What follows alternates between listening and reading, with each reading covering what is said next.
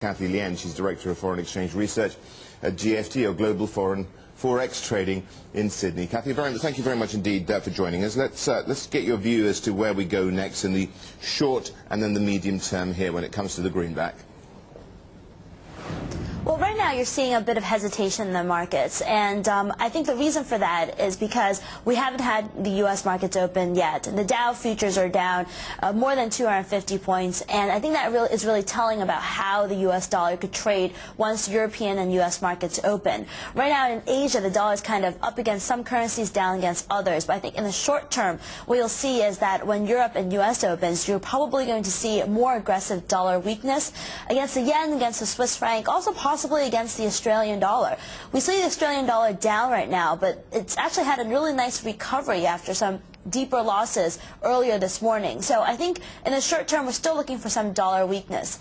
In the long term, long term is a very ambiguous statement, because that could mean 1 week, 2 weeks, 6 months from now. I think in the next week or two, we'll probably see a little bit of stabilization in the U.S. dollar, because everyone's on damage control right now, and a lot of the comments we've heard from central banks is that they're trying to downplay the significance of the downgrade and how much is the same in terms of how business is operating, and that the downgrade is not affecting them all that much. So I think that's going to come into play once the volatility settles, but that may take another week or so to happen. Kathy, G7 talking about concerted action here. Does that mean concerted action to support the dollar? And if so, where is the line in the sand?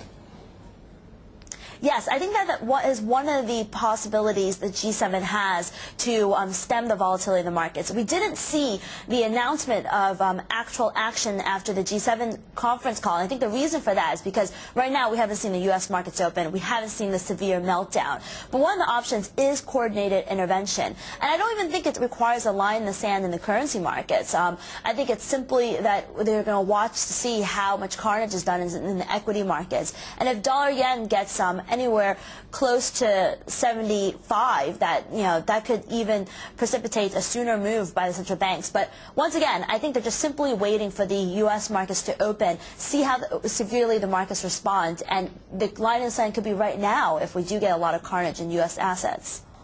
Well, the BOJ, of course, went in support of the dollar last week. What about, you just mentioned perhaps 75 yen against its American counterpart there, but, it didn't work if it got down there, so what's the point doing it? Because it doesn't work when it's unilateral intervention. It typically is much more effective when it's coordinated intervention. Something else I should have mentioned is that the policymakers are probably also watching the response in U.S. Treasury yields. If we get a gap lower in U.S. Treasury prices and a spike higher in U.S. yields, that would be a really good environment for the Federal Reserve to agree to some intervention, because they would need to gather up their buddies and get them to agree to buy some U.S. Treasuries, and coordinated intervention would be the perfect type of activity to do in this current market environment. So that is why, even though the BOJ intervention and even the SMB intervention efforts thus far have been ineffective, when we get some coordinated intervention, that's going to lead to a nice rebound in the U.S. dollar. What's driving the Aussie dollar down at the moment?